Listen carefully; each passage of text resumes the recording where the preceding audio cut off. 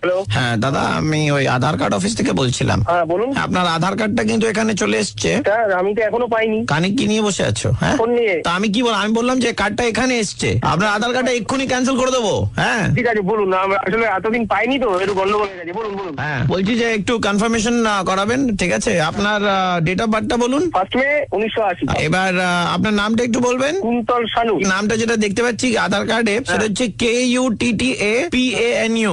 এটা কি আর কি হচ্ছে? নাম যেটা লেখা আছে কার্ডে সেটাই বলছি। আমার নাম কুন্তল শানু, আপনি বলছেন কুত্তা পানু।